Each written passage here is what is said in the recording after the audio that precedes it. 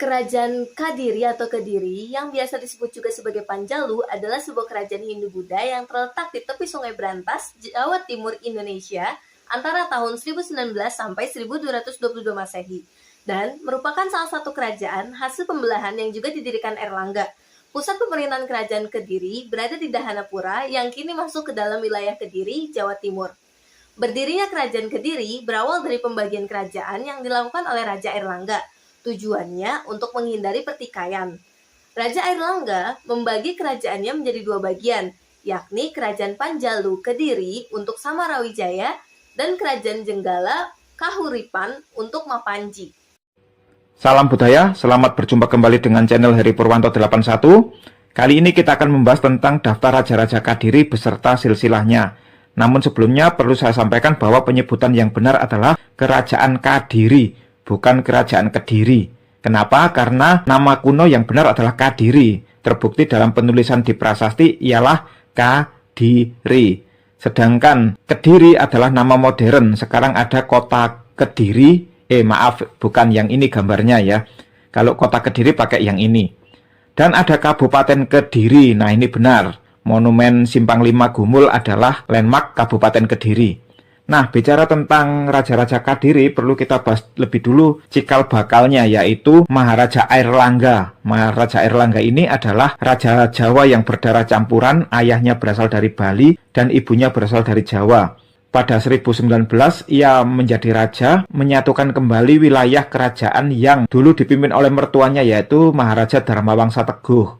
Maharaja Airlangga ini tercatat berpindah-pindah ibu kota beberapa kali, misalnya di Prasasti Cane tahun 1021 beribu kota di Watanmas, kemudian Prasasti Kamalagian tahun 1037 beribu kota di Kahuripan, dan Prasasti Pamwatan tahun 1042 beribu kota di Dahana. Nah, Dahana ini diyakini sama dengan kota Daha yang berada di bumi Kadiri. Jadi bisa dibilang yang mendirikan kota Daha ialah Maharaja Airlangga. Pada akhir pemerintahannya, Maharaja Airlangga membelah wilayah kerajaannya menjadi dua, yaitu menjadi Kerajaan Janggala dan Kerajaan Kadiri. Kerajaan Janggala berpusat di kota lama yaitu Kahuripan, sedangkan Kerajaan Kadiri berpusat di kota baru yaitu Daha. Kerajaan Kadiri ini disebut juga Kerajaan Panjalu. Yang menjadi pertanyaan, siapakah yang menjadi raja di Janggala dan di Kadiri? Kalau yang menjadi raja Janggala menurut data prasasti ialah Mapanji Garasakan tahun 1052. Kemudian digantikan oleh Mapanji Alanjung Ahyes pada 1052 juga. Namun nama Mapanji Garasakan kemudian muncul kembali di tahun 1053. Dan pada prasasti tahun 1059 yang menjadi raja Janggala adalah Sri Samarotsaha. Lalu siapakah yang menjadi raja Kadiri? Beberapa sejarawan menafsirkan yang menjadi Raja Kadiri adalah Samarawijaya Teguh. Nama ini tertulis dalam prasasti Pamwatan menjabat sebagai Rakrian Mahamantri Ihino yang biasanya dianggap sama seperti putra mahkota. Namun sampai sekarang belum ditemukan adanya prasasti yang menyebut Samarawijaya sebagai Raja Kadiri. Jadi itu semua hanyalah tafsir bahwa Samarawijaya adalah raja pertama Kadiri. Kalau bukan Samarawijaya, lantas siapa yang menjadi raja di Kadiri? Nah, di sini tentu saja kita harus menggunakan sumber primer yaitu temuan prasasti. Menurut prasasti Mataji, pada 1051 Masehi yang menjadi Raja Kadiri adalah Sri Jitendrakara Wuryawirya Parakrama Bhakta. Jadi, penemuan prasasti Mataji ini menggugurkan tafsir yang menyebut bahwa raja pertama Kadiri adalah Samarawijaya. Setelah prasasti Mataji belum ditemukan kembali prasasti yang menyebut tentang Raja Kadiri dari abad 11. Kemudian masuk ke abad 12, ditemukan sejumlah prasasti, yaitu prasasti Padelegan, prasasti Pagiliran, prasasti Panumbangan 1, prasasti Geneng, prasasti Candi Tuban, prasasti Tangkilan, prasasti Murnijaya, yang dikeluarkan oleh raja bernama Sri Maharaja Rakai Sirikan Sri Bameswara Sakala Buana Tustikarana Sarwani Waryawirya Parakrama Digjayo Tunggadewa. Kemudian prasasti Hantang, prasasti Talan, prasasti Jepun dikeluarkan oleh Raja Sri Maharaja Sang Mapanji Jayabaya Sri Warmeswara Madusudana Watara Nindita Suhersingha Parakrama Digjayo Tunggadewa. Selain itu nama Raja Jayabaya juga tertulis dalam Kakawin Baratayuda yang berasal dari tahun 1157.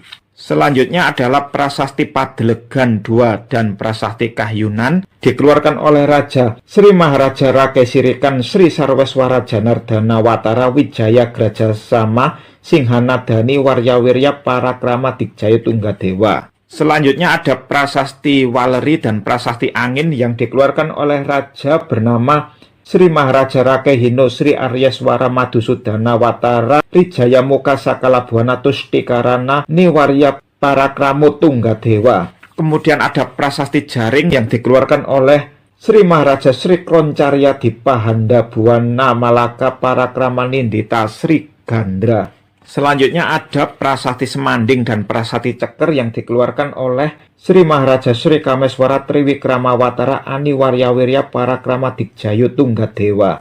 Kemudian ada sejumlah prasasti yang berasal dari peralihan abad 12 ke abad 13. Antara lain Prasasti Kemulan, Prasasti Palah, Prasasti Galunggung, dan Prasasti Lawadan yang dikeluarkan oleh Raja bernama Sri Maharaja Sri Sarweswara Triwikrama Watara Nindita Srenggalancana Dikjaya Tunggadewa.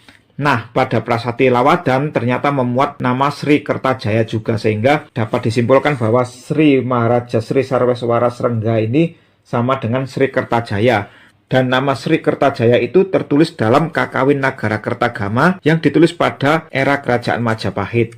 Jadi, apabila Raja-Raja Kadiri tadi kita susun dalam daftar, maka jadinya seperti ini ya. Untuk cikal bakalnya ialah Sri Airlangga, dan setelah turun tahta kerajaan dibagi menjadi dua, yaitu Kerajaan Janggala yang beribu kota di kota lama yaitu Kahuripan, dan Kerajaan Pangjalu dipimpin oleh Sri Jitendrakara. Setelah itu beritanya tidak jelas karena belum ada prasasti yang ditemukan. Selanjutnya muncul raja bernama Sri Bameswara, Sri Mapanji Jayabaya, Sri Sarweswara, Sri Aryaswara, Sri Gandra Kroncarya Dipa, Sri Kameswara, Sri Kertajaya Srenggalancana. Selain itu, sebenarnya ada ditemukan prasasti lain, yaitu Prasasti Sukun yang memuat nama Raja Sri Jayamerta. Cuma masih belum jelas ya Sri Jayamerta ini Raja Kadiri atau bukan, karena bisa jadi dia ini Raja Janggala atau Raja di daerah timur, karena Prasasti Sukun ini ditemukan di daerah Malang. Kemudian ada juga Sri Jayawarsa, apakah ini Raja Kadiri atau bukan itu juga belum jelas, karena kalau ini Raja Kadiri maka angka tahunnya akan bertabrakan dengan Sri Kameswara dan Sri Kertajaya. Jadi untuk sementara ini yang diakui sebagai Raja Kadiri adalah ini. Selanjutnya dalam Nagara Kertagama diceritakan bahwa Sri Kertajaya ini digulingkan oleh bawahannya yang bernama Sri Ranggah Rajasa, yang kemudian mendirikan Kerajaan Tumapel atau yang lazim disebut Kerajaan Singhasari. Sri Kertajaya ini dianggap identik dengan Aji Dangdang Gendis yang tertulis dalam Pararaton. Kalau di Pararaton, Dangdang Gendis digulingkan oleh Ken Angrok yang kemudian bergelar Sri Rajasa Sang Amurwa Bumi. Sejak itu, status Kerajaan Kadiri atau Daha itu menjadi bawahan Tumapel. Siapakah yang menjadi raja bawahan Tumapel? Nah, ini ada 3 versi. Kalau menurut Nagara Kertagama, Sri Rangga Rajasa menunjuk Jayasabha menjadi raja bawahan di Daha mulai tahun 1222 sampai 1258, kemudian digantikan oleh Sastrajaya tahun 1258 sampai 1271. Kemudian digantikan Jayakatwang tahun 1271 sampai 1292. Sementara itu penulis Pararaton tidak kenal nama Jayasabha dan Sastrajaya. Menurut versi ini, setelah Dangdang Gendis digulingkan oleh Ken Angrok, maka Kerajaan Kadiri tidak disebutkan siapa yang menjadi raja. Tahu-tahu dipimpin oleh Jayakatong yang merupakan putra dari Dangdang Gendis. Jadi ketika Dangdang Gendis dikalahkan oleh Ken Angrok, Jayakatong ini masih kecil. Setelah dia dewasa baru dipercaya menjadi raja bawahan di Kadiri. Nagara Kertagama dan Pararaton statusnya sama-sama sumber sekunder ya.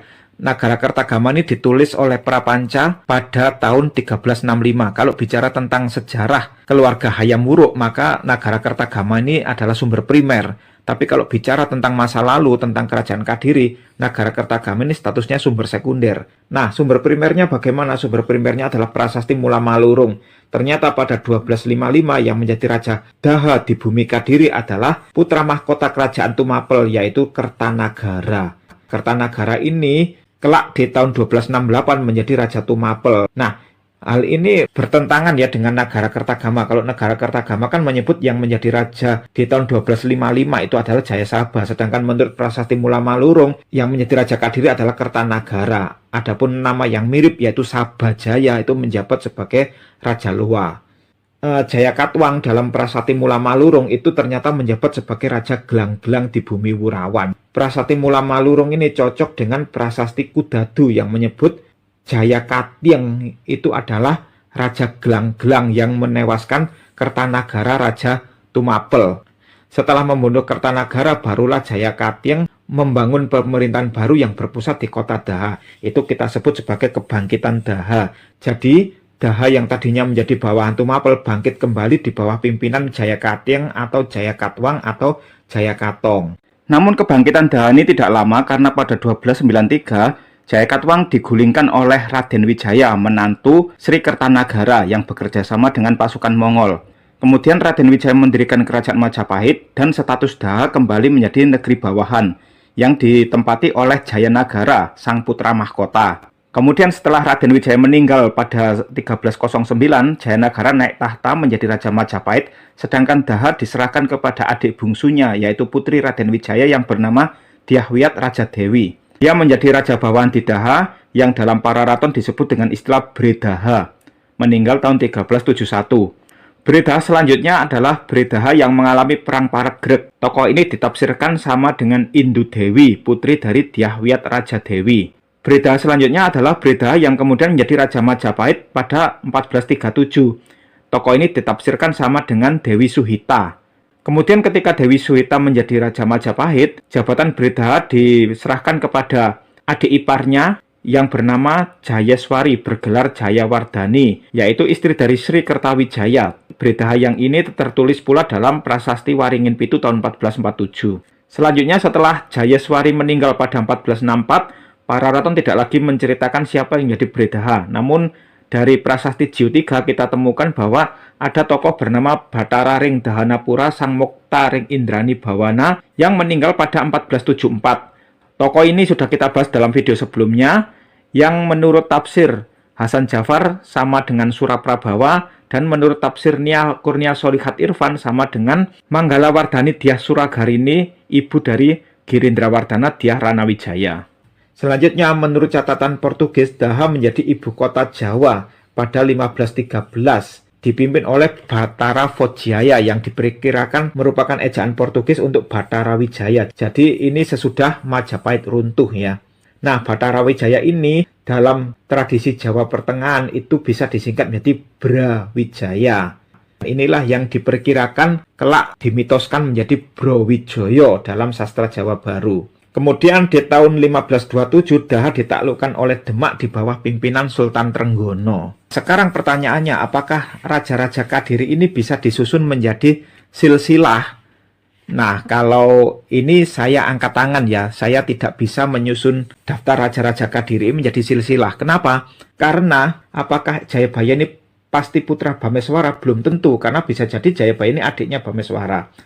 Jayabaya digantikan oleh Sarweswara. Apakah Sarweswara pasti putra dari Jayabaya? Belum tentu. Bisa jadi keponakannya, bisa jadi menantunya, bisa jadi antara Sarweswara dengan Jayabaya masih ada raja lain yang sampai sekarang prasastinya belum ditemukan. Apakah Sarweswara digantikan Aryaswara? Belum tentu. Bisa jadi ada raja lain yang prasastinya belum ditemukan. Jadi kalau saya ya harus menyusun nama-nama ini menjadi silsilah, saya tidak bisa ya. Kecuali kalau saya ini penulis novel, maka saya bisa susun ini menjadi silsilah. Tapi karena saya bukan penulis novel, maka saya tidak boleh menyusun nama-nama ini menjadi silsilah. Karena suatu saat bisa jadi ditemukan prasasti-prasasti baru yang memuat raja-raja yang belum terdapat di sini ya. Berarti saya bohong dong, karena di depan tadi saya berkata hendak membahas silsilah raja-raja Kadiri. Tenang saja teman-teman, bahwa silsilah raja-raja Kadiri tetap akan kita bahas, tapi bukan yang bersumber dari temuan purbakala, tetapi yang bersumber dari naskah tradisional. Kalau silsilah raja-raja Kadiri menurut sumber tradisional itu seperti ini ya. Sumber tradisional ini saya ambil dari naskah Serat Pustaka Raja, yaitu ada Pustaka Raja Purwa, Pustaka Raja Madya, Pustaka Raja Antara, dan Pustaka Raja Puwara. Itu serial yang disusun oleh Raden Ngabei Ranggawarsita Pujangga Keraton Surakarta pada abad 19. Namun perlu saya sampaikan bahwa Raden Ngabei Ranggawarsita bukan pujangga yang pertama kali menyusun silsilah ini. Beliau hanya menyempurnakan silsilah yang disusun oleh pujangga sebelumnya, karena sebelum Raden Ngabei Ranggawarsita lahir sudah ada Babatan Ajawi yang silsilahnya mirip seperti ini. Jadi di antara raja-raja Kadiri yang ada di sumber Purbakala tadi, yang paling legendaris adalah Mapanji Jayabaya. Nama Jayabaya ini tetap dikenang dari masa ke masa hingga akhirnya sampai di era Jawa Baru. Namun pada era Jawa Baru tidak diketahui Maharaja Jayabaya itu silsilahnya bagaimana, kisah hidupnya bagaimana, itu tidak diketahui. Yang diketahui hanya Maharaja Jayabaya ini pernah memerintahkan penyusunan Kakawin Baratayuda yang dilakukan oleh Empu Seda dan Empu Panuluh. Nah, dengan adanya Kakawin Baratayuda ini, masyarakat Jawa Baru, khususnya para pujangga, itu mengira Sri Jayabaya adalah keturunan dari para Pandawa, karena Kakawin Baratayuda itu kan mengisahkan kemenangan para Pandawa melawan Kurawa. Nah, karena mengira demikian, maka Maharaja Jayabaya dibuatkan silsilah yang nyambung dengan para Pandawa, ya. Jadi kalau di era Jawa Baru penyebutannya adalah Joyoboyo, putra dari Gendroyono. Gendroyono putra dari Yudhoyono, Yudhoyono putra dari Parikesit, Parikesit putra dari Abimanyu, Abimanyu putra dari Arjuna. Arjuna ini adalah Pandawa nomor 3. Ini sudah kita bahas pada video sebelumnya bahwa cerita Mahabharata itu dijawakan. Silsilahnya diubah menjadi nyambung dengan raja-raja Jawa. Sedangkan silsilah Mahabharata yang ori itu kan seperti ini. Jadi Pandawa ini adalah keturunan dari Maharaja Bharata. Itulah sebabnya cerita Pandawa dan Kurawa itu disebut Mahabharata. Nah, cerita Mahabharata ini kemudian dijawakan menjadi seperti ini. Tokoh Bharata dihilangkan, diganti menjadi Resi Manumonoso, Satrukem, dan lain sebagainya. Jadi ya aneh aja kalau ada yang mengklaim cerita Mahabharata asalnya dari Jawa kemudian ditiru oleh orang India. Bagaimana bisa mengklaim Mahabharata berasal dari Jawa sedangkan tokoh Bharata di Jawa dihilangkan diganti menjadi tokoh lain. Jadi ceritanya kalau di Mahabharata yang original setelah Raja Pariksit digantikan oleh putranya bernama Janamejaya, sedangkan versi Jawa Baru Parikesit digantikan putranya bernama Yudhoyono sebagai Raja Ngastina. Ya, kalau versi original namanya Kerajaan Hastinapura. Yudhoyono digantikan putranya bernama Gendroyono sebagai Raja Ngastina. Gendroyono ini salah paham terhadap adiknya yang bernama Sudarsono, sehingga Sudarsono dihukum tanpa kesalahan yang jelas oleh Gendroyono. Dewa pun turun membela Sudarsono. Gendroyono diusir dari Kerajaan Ngastina, mendirikan kerajaan baru bernama Mamenang di bumi Kadiri. Sedangkan Sudarsono menjadi Raja Ngastina bergelar Yudhoyoko. Setelah itu kerajaan Ngastina ganti nama menjadi Yawastina. Nah, Yawastina tadi diwariskan kepada putranya yang bernama Prabu Sariwahono. Sedangkan Gendroyono mewariskan kerajaan Mamenang Kadiri kepada Prabu Joyoboyo. Antara Joyoboyo dengan Sariwahono terjadi perang saudara. Ya, Sariwahono kemudian pindah ke kerajaan Malowopati, tapi dia kemudian akhirnya tewas di tangan Joyoboyo. Lalu kerajaan Malowopati tadi diwarisi putra sulung Sariwahono yang bernama Prabu Ajidarma. Prabu Ajidarma membalas dendam kepada Prabu Joyoboyo tetapi gagal, dia juga tewas. Sedangkan adiknya yaitu Astrodarmo menjadi raja di kota lama yaitu Yawastina tadi. Nah, akhirnya Joyoboyo dengan Astrodarmo ini berdamai. Astrodarmo dijadikan menantu Joyoboyo menikah dengan putri Joyoboyo yang bernama Pramesti. Kemudian Pramesti dibawa ke kerajaan Yawastina, tapi terjadi salah paham. Astrodarmo menuduh Pramesti selingkuh. Pramesti yang sedang hamil diusir pulang ke Mamenang Kadiri. Joyoboyo marah, dia mengutuk Astrodarmo sehingga dia tenggelam beserta kerajaan Yawastina. Jadi kerajaan Yawastina yang awalnya bernama Ngastina tadi berakhir dengan raja terakhirnya adalah Astrodarmo. Nah, Pramesti yang pulang ke kerajaan Mamenang Kadiri melahirkan seorang bayi yang diberi nama Angling Darmo. Jadi Angling Darmo menurut sastra Jawa Baru itu adalah cucu dari Prabu Joyoboyo. Pertanyaannya, apakah Maharaja Jayabaya di versi Purbakala ini punya cucu bernama Angling Darmo, itu sampai sekarang belum ada bukti. Cerita Angling Darmo sendiri itu sebenarnya adalah saduran dari sastra Jawa kuno yang bernama Maharaja Aridharma. Di sini saya punya naskahnya yang berasal dari naskah Tantri Kamandaka. Jadi jelas ya, kalau yang versi Jawa kuno namanya Maharaja Aridharma, nama negaranya tidak disebutkan. Sedangkan yang versi Jawa baru namanya Prabu Angling Darmo, kerajaannya bernama Malowopati. Kalau yang bernama Prabu Angling Dharma dari kerajaan Malwapati itu sumbernya mana? Itu dari sinetron ya. Oke teman-teman, kita lanjutkan. Prabu Joyoboyo mewariskan kerajaan Kadiri kepada putranya yaitu Prabu Joyo Amijoyo. Sedangkan kerajaan Malowopati diserahkan kepada cucunya yaitu Prabu Angling Darmo. Kemudian Joyo Amijoyo digantikan putranya yang bernama Prabu Joyo Amiseno. Prabu Joyo Amiseno digantikan putranya yang bernama Prabu Kusumo Wicitro. Sedangkan Angling Darmo melantik dua putranya yaitu Angling Kusumo sebagai Raja Bojonagoro dan Danurwendo sebagai Raja Kartonagoro. Pertanyaannya, apakah kerajaan Bojonagoro yang dipimpin Angling Kusumo sama dengan Kabupaten Bojonegoro di Jawa Timur? Itu saya kurang yakin karena kerajaan Bojonagoro itu hanya ada di sastra. Sedangkan nama lama Kabupaten Bojonegoro itu adalah Kadipaten Rajakwesi. Itu sejarahnya demikian. Nah, kemudian Prabu Angling Darmo tadi turun tahta menjadi pendeta. Kerajaan Malowopati diwariskan kepada cucunya yang bernama Prabu Gondokusumo, putra dari Prabu Angling Kusumo. Sementara itu, kerajaan Kadiri di bawah pimpinan Prabu Kusumo Wicitro mengalami musibah, sehingga Prabu Kusumo Wicitro membangun kerajaan baru bernama Pengging. Raja Pengging selanjutnya adalah putranya yaitu Prabu Citrosumo, kemudian digantikan putranya Prabu Poncodriyo, digantikan lagi putranya yaitu Prabu Angling Driyo.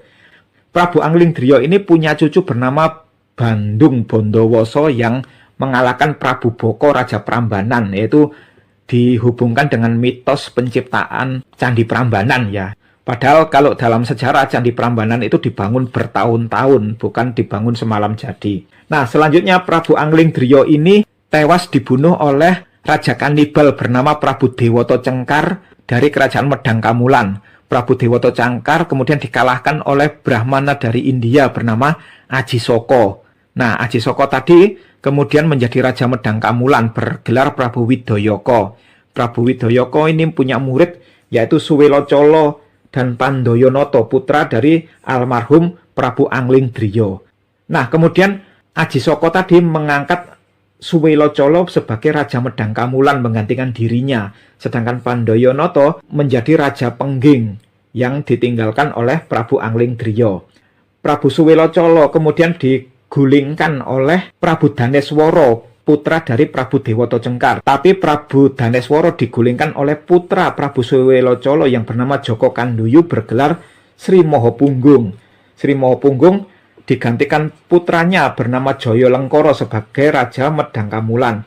Prabu Joyolengkoro ini kemudian meninggal karena pemberontakan, sedangkan putranya yang bernama Raden Lembu Subroto mengungsi ke tempat pamannya yang bernama Prabu Tejolengkoro di kerajaan Mojopuro. Lembu Subroto kemudian diberi tanah oleh pamannya di hutan Jenggolo, dibuka menjadi kerajaan baru bernama Jenggolo Manik. Lembu Subroto kemudian bergelar Prabu Resi Gatayu, jadi dia raja sekaligus sebagai pendeta yang membimbing adik sepupunya yaitu Tejangkoro sebagai Raja Mojopuro. Lembu Subroto ini mempunyai 5 orang anak, yaitu Dewi Kilisuci yang sulung menjadi pendeta di Pucangan, kemudian Lembu Amiluhur mewarisi kerajaan Jenggolo, lalu Lembu Amijoyo sebagai Raja Kadiri, Lembu Mangarang sebagai Raja Ngurawan, dan Lembu Mardadu sebagai Raja Singosari. Kemudian Lembu Amiluhur digantikan putranya yang bernama Panji Inukertopati atau Panji Asmoro Bangun sebagai Raja Jenggolo, bergelar Prabu Suryo Amiseso. Sedangkan Lembu Amijoyo digantikan putranya yaitu Raden Gunung Sari sebagai Raja Kadiri, bergelar Prabu Suryo Amijoyo.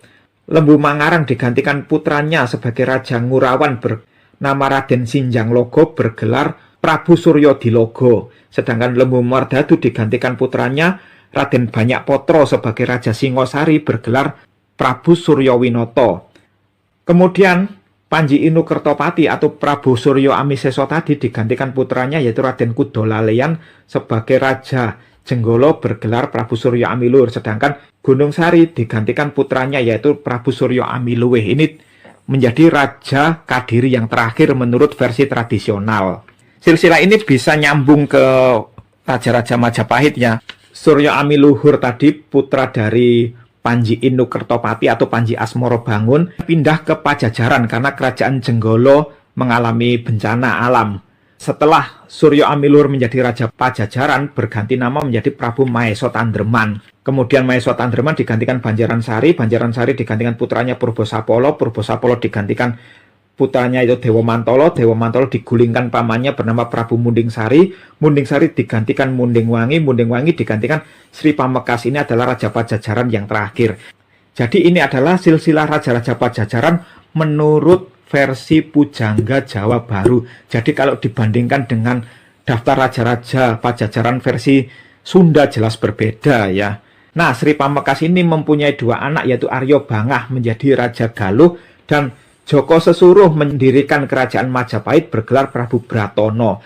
Kemudian Bratono punya anak Brokumoro punya anak Brawijaya I, Brawijaya I punya anak Ratu Ayu yang menikah dengan Damar Wulan bergelar Brokusumo. Kemudian mereka digulingkan oleh Brawijaya II punya anak Brawijaya III punya anak Brawijaya IV punya anak Brawijaya V. Brawijaya V digulingkan oleh anaknya sendiri yaitu Raden Patah Raja Demak. Sedangkan anak yang lain yaitu Bondan Kejawan itu kelak menurunkan Raja-Raja Mataram. Jadi silsilah ini disusun oleh Pujangga era Jawa Baru sebagai legitimasi bahwa Raja-Raja dinasti Mataram itu mewarisi darah Raja-Raja sebelumnya yaitu Majapahit, Pajajaran, kemudian naik lagi ke Jenggolo, Kadiri, Pengging, dan lain sebagainya hingga naik ke Mahabharata ya. Oke teman-teman, kita sampai pada kesimpulan bahwa sejarah Raja-Raja Jawa ada dua versi besar atau istilah kerennya ada dua universe. Ada universe Purbakala yang bersumber dari temuan prasasti dan rontal-rontal kuno, dan ada universe tradisional yang bersumber dari babat atau naskah-naskah sastra Jawa Baru. Misalnya dulu pernah kita bahas tentang Majapahit versi Purbakala yang merupakan keturunan Raja-Raja Tumapel dan Majapahit versi tradisional yang merupakan keturunan Raja-Raja Pajajaran. Oleh sebab itu, dinasti Rajasa versi Purbakala dan dinasti Brawijaya versi tradisional tidak perlu dicampur aduk karena kisah hidup mereka sudah berbeda. Ya memang berbeda karena mereka berasal dari universe yang berbeda. Sama halnya dengan kerajaan Kadiri juga ada dua universe, yaitu versi Purbakala yang merupakan keturunan Airlangga dan versi tradisional yang merupakan keturunan Arjuna. Dalam hal ini Prabu Jayabaya pun ada dua dan tidak perlu dicampur aduk.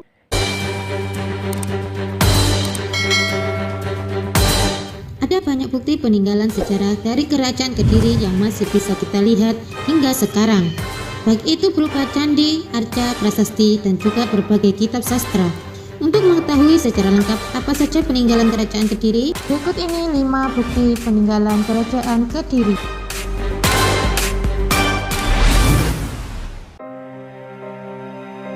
Candi Kura. Peninggalan kerajaan Kediri selanjutnya adalah Candi Kura. Candi Kura berada di Kecamatan Kura, Kediri, Jawa Timur, yang ditemukan pada tahun 1957 dan letaknya berada di 2 km dari situs Candi Tondowongso. Candi Kura ini berukuran 9 x 9 meter. Ada persamaan dari Candi Kura dan Candi Tondowongso, yakni Arca Brahma, Surya, Chandra, Nyoni, dan Nandi. Selain itu, penempatan arca kedua candi tersebut juga sama meskipun pada bangunan tempat arca Chandra, Surya, dan juga Nandi dari Candi Tondowongso belum terlihat jelas bentuknya.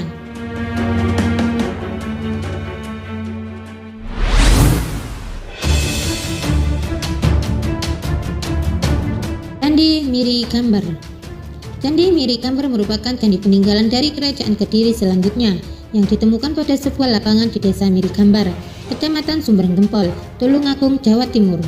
Menurut perkiraan, candi ini dibangun pada tahun 1214 sampai dengan 1310 Saka dengan material yang terbuat dari bata merah seperti halnya pada candi lain di wilayah Jawa Timur. salah seorang petinggi dari desa Mirigambar di tahun 1965, melindungi candi Mirigambar tersebut dari ikon plastik, sehingga candi ini masih bisa kita lihat hingga sekarang.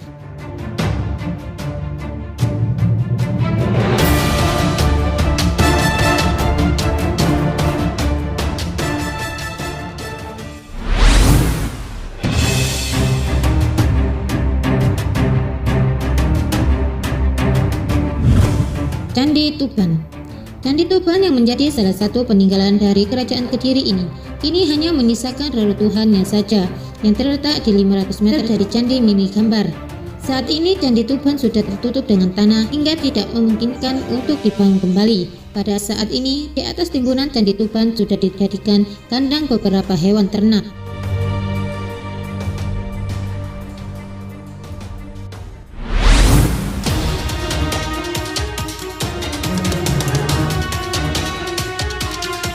Prasasti Kamulan.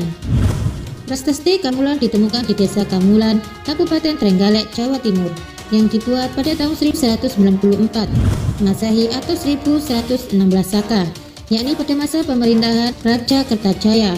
Prasasti Kamulan ini berisi tentang berdirinya Kabupaten Trenggalek pada Rabu Kliwon tanggal 31 Agustus 1194.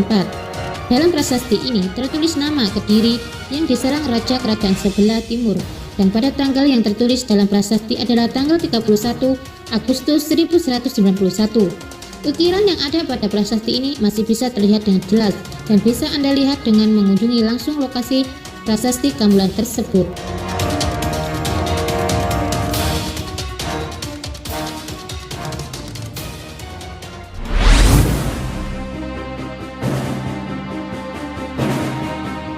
Prasasti Galunggung.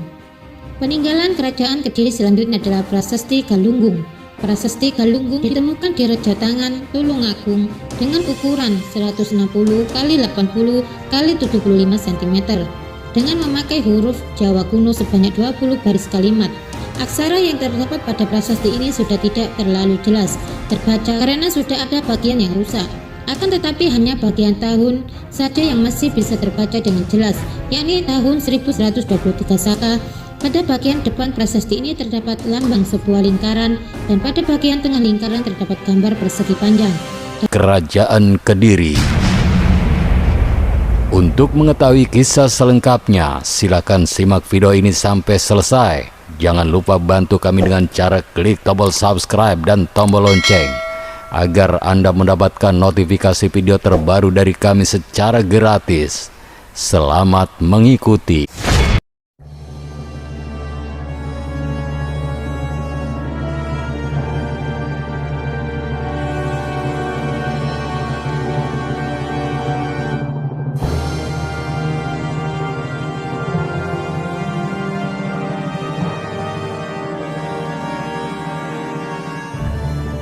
Batur sedulur sekampung, seni sastra mendapat banyak perhatian pada zaman Kerajaan Kediri pada tahun 1157. Kakawin Batara Yuda ditulis oleh Empu Sedah dan diselesaikan oleh Empu Panulu. Kitab ini bersumber dari Mahabharata yang berisi kemenangan Pandawa atas Korawa sebagai kiasan kemenangan Sri Jayabaya atas Janggala. Selain itu, Empu Panulu juga menulis Kakawin Hariwangsa dan Gatot Kacasraya. Terdapat pula pujangga zaman pemerintahan Sri Kameswara bernama Empu Darmaja yang menulis Kakawin Samaradana. Kemudian pada zaman pemerintahan Kertajaya terdapat pujangga bernama Empu Monaguna yang menulis Sumanasantaka dan Empu Triguna yang menulis Krisnayana. Di samping kitab sastra maupun prasasti yang sudah disebutkan tadi, juga ditemukan berita Cina yang banyak memberikan gambaran tentang kehidupan masyarakat dan pemerintahan Kediri yang tidak ditemukan dari sumber yang lain. Berita Cina tersebut disusun melalui kitab yang berjudul Ling Mai Taita yang ditulis oleh Chow Ku Fei tahun 1178 Masehi dan kitab Chu Fan Chi yang ditulis oleh Chao Chukua tahun 1225 Masehi. Perekonomian Kediri bersumber atas usaha perdagangan, peternakan, dan pertanian. Kediri terkenal sebagai penghasil beras, kapas, dan ulat sutra. Dengan demikian dipandang dari aspek ekonomi, kerajaan Kediri cukup makmur. Hal ini terlihat dari kemampuan kerajaan memberikan penghasilan tetap kepada para pegawainya dibayar dengan hasil bumi.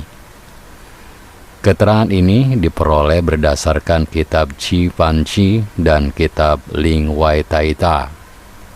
Kerajaan Kediri runtuh dikarenakan pada masa pemerintahan Kertajaya dan dikisahkan dalam Pararaton dan Nagara Kertagama. Pada masa itu, Kertajaya tahun 1222 mengalami pertentangan dengan kaum Brahmana. Kaum Brahmana menganggap Kertajaya telah melanggar agama dan memaksa menyembahnya sebagai dewa. Kemudian kaum Brahmana meminta perlindungan Ken Arok, Aku Tumapel. Kebetulan Ken Arok juga bercita-cita memerdekakan Tumapel yang merupakan daerah bawahan Kediri. Perang antara kerajaan Kediri dan Tumapel terjadi dekat desa Ganter. Dalam peperangan tersebut Ken Arok berhasil mengalahkan Kertajaya. Pada masa itu menandai berakhirnya masa kejayaan kerajaan Kediri, yang sejak saat itu kemudian Kediri menjadi bawahan Tumapel atau Singosari. Setelah Ken Arok mengalahkan Kertajaya, kerajaan Kediri menjadi satu wilayah di bawah kekuasaan Singosari. Ken Arok mengangkat Jayasabha, putra Kertajaya, sebagai bupati kerajaan Kediri. Pada tahun 1258, Jayasabha digantikan oleh putranya yang bernama Sastrajaya. Jayakatwang memberontak terhadap kerajaan Singosari yang dipimpin oleh Kertanegara karena dendam masa lalu yang mana leluhurnya Kertajaya dikalahkan oleh Ken Arok. Setelah berhasil membunuh Kertanegara, Jayakatwang membangun kembali kerajaan Kediri, namun hanya bertahan selama 1 tahun, dikarenakan serangan gabungan yang dilancarkan oleh pasukan Mongol dan pasukan menantu Kertanegara, Raden Wijaya. Batur sedulur sekampung, demikian sejarah runtuhnya kerajaan Kediri. Saya yakin Anda memiliki pendapat yang berbeda.